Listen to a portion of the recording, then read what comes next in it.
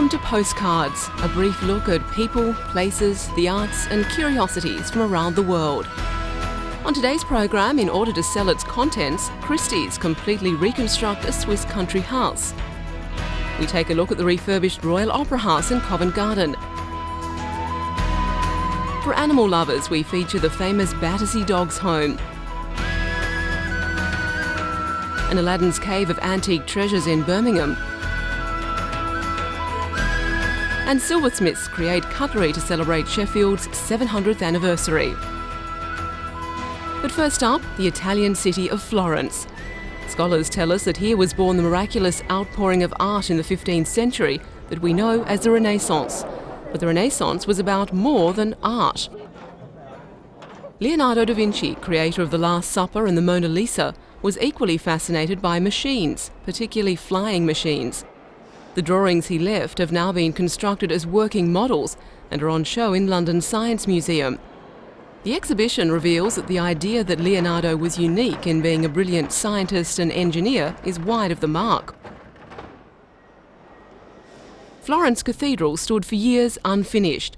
Nobody could work out how to build a dome big enough to span the space, yet light enough to stay up, until Filippo Brunelleschi came along. The exhibition shows Brunelleschi's sketches for the dome itself, which took 25 years to finish, and for the machines used in building it. This gigantic hoist, standing 20 metres high, carried bricks and other materials up to the men working on the dome. It's no accident that the models in the exhibition all come from Italy, a rich country during the Renaissance. In Siena, Francesco di Giorgi developed this ingenious device to clear mud from the shallow river port. The display includes computer graphics to show how these models would have looked like in situ. But deciding which were designed to work and which were just intellectual exercises is not an easy task. Leonardo himself realised that what his flying man machine would have to carry was too much to be propelled by a person. On the other hand, it's quite probable that the horseless carriage would have been built. This is what it looks like, but whether it ever moved through the streets of medieval Siena is an open question. But these models give an insight into an age when the division between science and art was far less clear than it is today. The inside of Christie's auction house in London this week has taken on a distinctly 19th century feel. You can wander around complete rooms full of fine furniture and old masters. It's not a redecoration, but a reconstruction of the inside of a grand country house in Switzerland, Le Bois-Meralt. The owners are selling off the inside of the house lock, stock and barrel, with a view to remodel and modernise. Providing you like 19th century art, there's something to suit all pockets. This huge book cupboard is expected to fetch $16,000 US. While an antique Agra carpet from North India is expected to go for 3 times that. Yet you might pick up these 100-year-old Swiss tin drinking tankards for $160. The collection comes from everywhere across Europe. When it was built at the turn of the century, the aristocratic owners brought items from their houses in various other countries. You'll find Dutch furniture, Belgian silver, Persian carpets, Italian, Spanish and Portuguese paintings, and ceramics from France and Germany. There are about 1,000 lots in the sale. The total proceeds are expected to top $2.4 million US.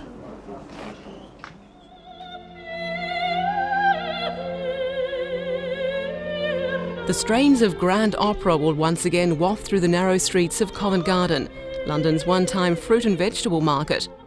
The reopened Royal Opera House incorporates the original market's 19th century floral hall, in a bold and widely applauded move to create wider public access to this traditionally elite home of opera.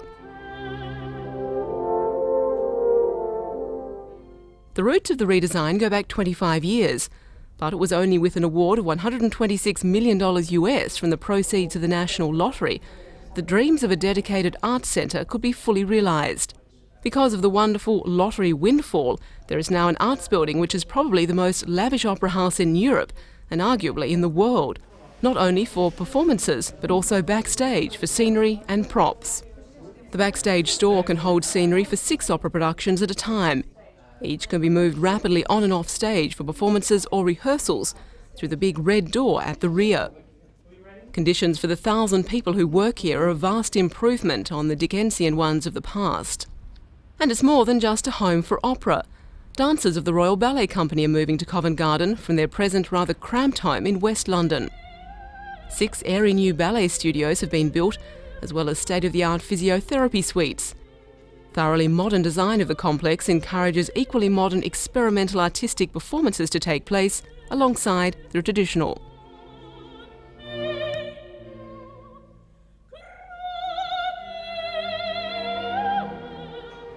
After all the delays, revisions and all too public management rows of the last few years, the final touches are being put on the $342 million US opera and arts complex, ready for its first full production next week.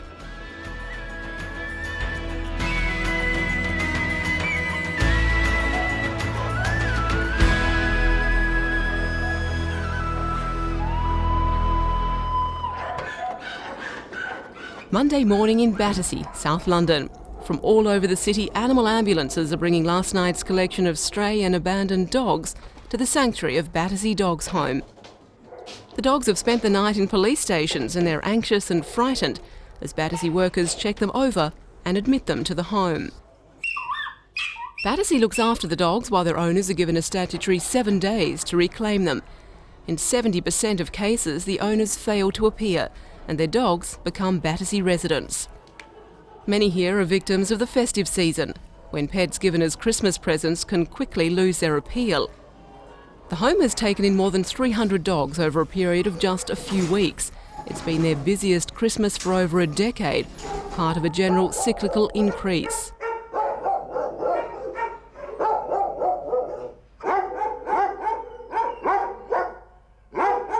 Sit.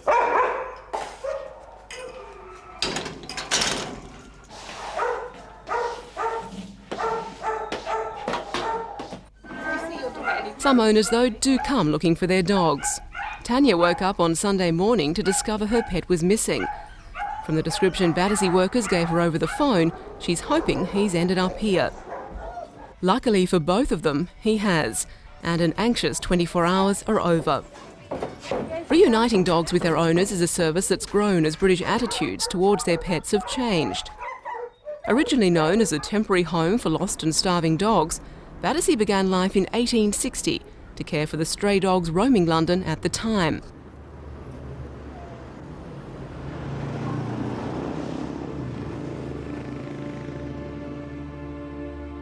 No photos survive of its founder, Mary Tilby, and she died without seeing British attitudes towards animals transformed. Royal patronage of the home, 25 years after its inception, was the key. Today, Battersea still enjoys royal patronage, and the home has become a British institution. Tens of thousands of visitors flock here every year, hoping to find a new pet amongst the unclaimed strays and unwanted animals waiting for a home.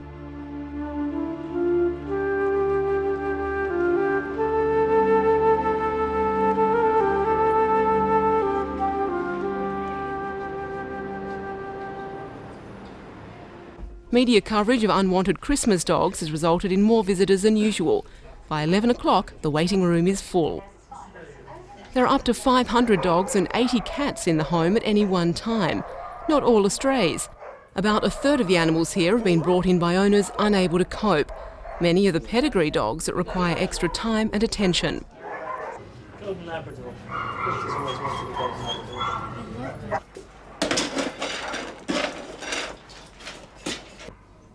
After filling in an application form, potential owners go through a series of interviews with Battersea's rehoming staff to ensure they're matched up with a suitable dog. Inquiries are made about their circumstances, their lifestyle, whether they have children, other pets, whether they live in a house or a flat, and how many hours they're out during the day if they work. Power Ranger. The Clark family have already seen the dog they want, but they have a cat, and their chosen dog turns out to have a problem in that area. The computer suggests a collie called Power Ranger could be more suitable for the Clarks. Clark's meeting with Power Ranger goes well. The computer records show that he needs to demonstrate he can tolerate cats. A meeting is arranged and a cat with nerves of steel is brought to one of the home's meeting rooms. Power Ranger ignores her and passes the test. The cat breathes a sigh of relief, and Power Ranger, now renamed Ben by the Clarks, has a new family. Battersea's unique dating agency has produced another successful match.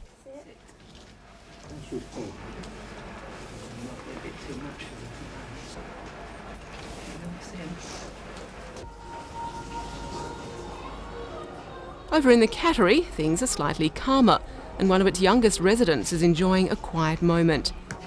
Many people aren't aware that Battersea Dogs Home also takes in cats, around 3,500 last year alone. The home says it's one of London's best-kept secrets. But as appealing as the animals might be, keeping their temporary lodgings clean is one of the dirtier jobs to be found at Battersea. These trainee kennel hands are midway through an introductory course. No specific qualifications are required to work here, but applicants must be prepared to muck in and have a genuine desire to care for animals. With 130 years' experience behind it, Battersea prides itself on its ability to rehome 90% of the dogs who arrive here.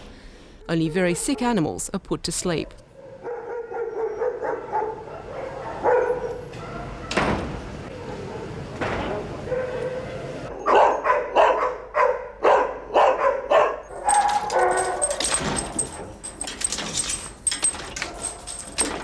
Dogs who are suitable for rehoming, like Nova, are kept until they find a home.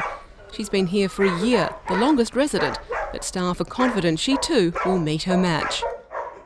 What makes them so sure is the success in rehabilitating animals with behavioural problems.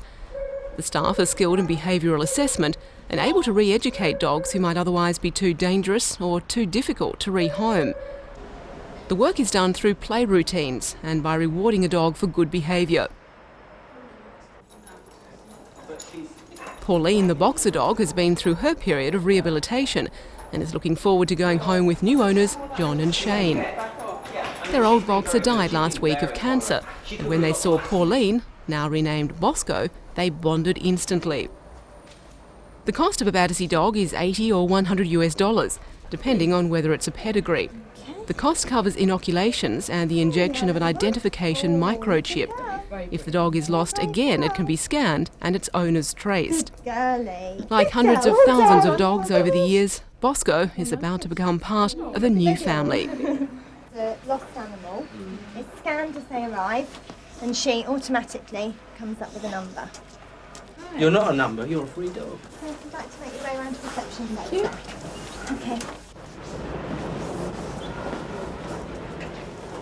Everybody who works at Battersea says it's an extremely emotional place. An animal arrives traumatised and rejected, but soon leaves with new owners who are determined to give it another chance.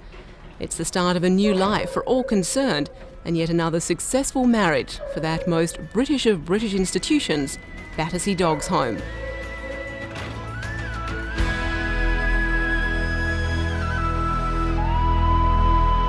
Thousands of bargain hunters from all over the world arrived at Birmingham's National Exhibition Centre.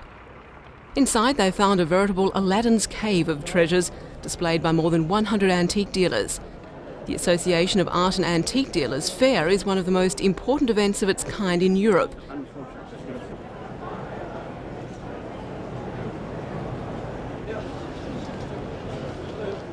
There's a huge variety of objects for sale, from this beautiful 17th century Dutch mother-of-pearl plaque by Cornelius Bedleken, to this full-sized stuffed American buffalo, which appeared alongside Kevin Costner in Dances with Wolves, a snip at $30,400.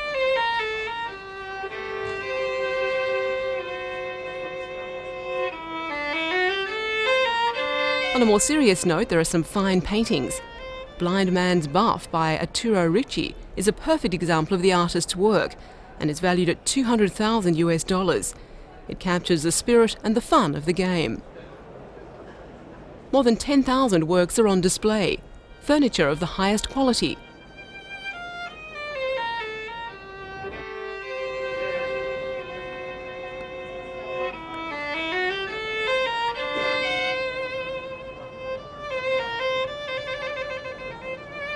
Grandfather clocks to set any customer's pulse racing.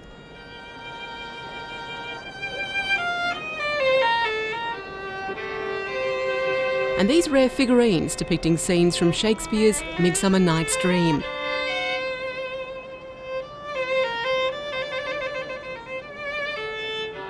This 19th century bronze is expected to fetch $25,600.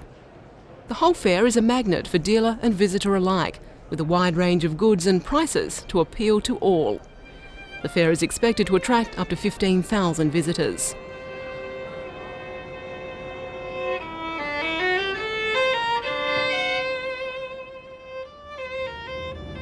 The city of Sheffield in northern England. For decades its name was synonymous with steel, its foundries producing everything from battleships to cutlery. The city's discovery of stainless steel was its greatest contribution to Britain's cutlery industry, and although the steel works may have all but disappeared, cutlery making has proved more enduring. A unique canteen of cutlery made by Britain's best designers was commissioned by Sheffield to celebrate not only the new millennium, but the 700th anniversary of cutlery making in the city. Knives and scissors are known to have been made there since 1297, thanks to a tax return referring to Robert the Cutler. It started off as a cottage industry with a blacksmith forging knives. Sheffield had an advantage in that there are fast-flowing streams in the area, and the local gritstone was very good at making grindstones for sharpening the blades. Combined with a skilled workforce, it made Sheffield the centre of cutlery for the world. All the pieces are made from silver, with designs like Stella Campion's Griffon knife and dragon fork, which might prove hard to handle, to this fish slice made from a thick gauge of silver, decorated with gold and edged with gold. And this serving spoon and teaspoon made from sterling silver, natural shell, twigs and twine, a personal comment on the evolution of the spoon.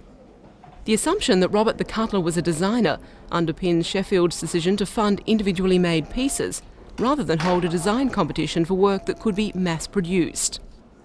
The collection also celebrates the founding of the Association of British Designer Silversmiths 4 years ago. According to Helen Phillips, curator of decorative art at the Sheffield City Museum, British silversmiths are setting standards for the rest of the world. Nigel Turner's dessert spoon is one of the more humorous pieces in the collection, currently on display at the London Barbican Centre. Each item of cutlery bears the Millennium Collection's unique hallmark, highlighting Sheffield's world-famous association with cutlery. Eventually, the collection will go on permanent display in the city for future generations to enjoy.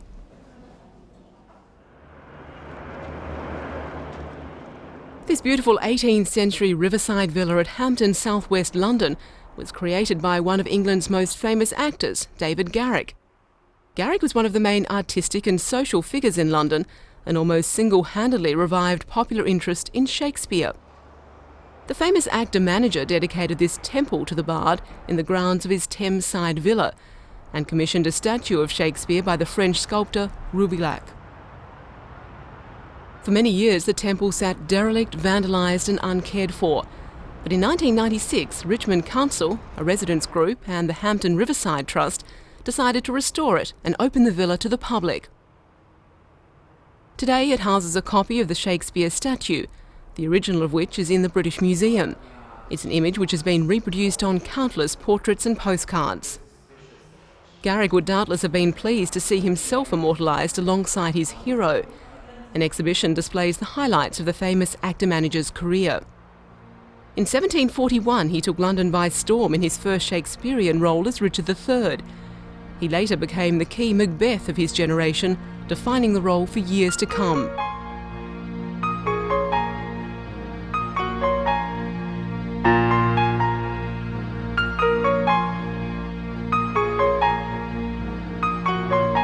Garrick's cult of Shakespeare transformed the Midlands market town of Stratford-upon-Avon into an international literary shrine following the Shakespeare Jubilee held there in 1769.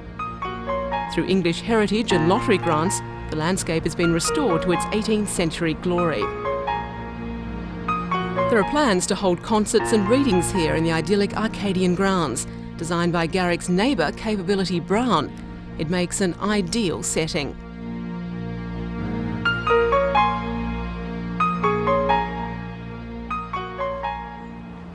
The Royal Botanic Gardens at Kew are famous for the largest and most diverse collection of rare and exotic plants on the planet. But even Kew has its very special moments, and one is the annual Orchid Festival. A world leader in all aspects of botanical conservation, the festival provides a rare opportunity to bring out some of the most rare and endangered species of orchid. It sets about dispelling the myth that orchids are difficult to grow at home because of their exotic nature. Now that people have a greater personal knowledge of science and better reference sources at their disposal, they can enjoy cultivating even the most unusual species.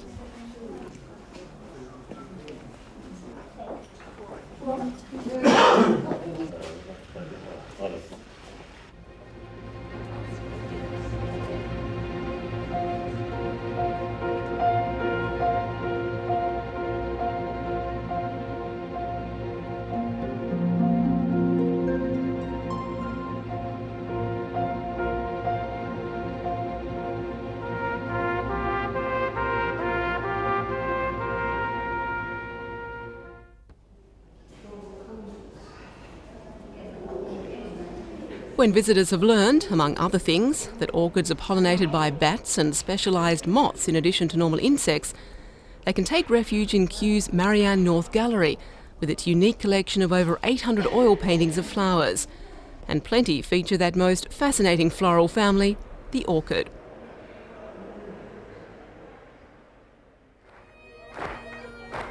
A traditional Burns Night gathering.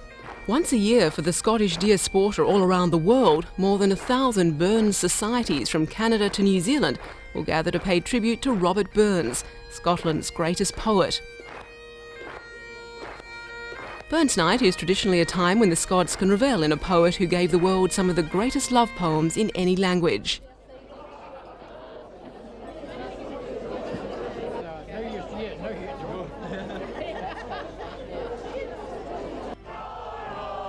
Most people know Burns as the man who wrote Auld Lang Syne, but for Scots and fellow sympathisers, Burns is a writer whose voice struggles to be heard above that of the wassailing expatriate. He's become that rare thing for a poet, a national icon, and many toasts will be drunk to him on this night. And that's all for today. Join us again next time for a postcard look at interesting people, places and the arts.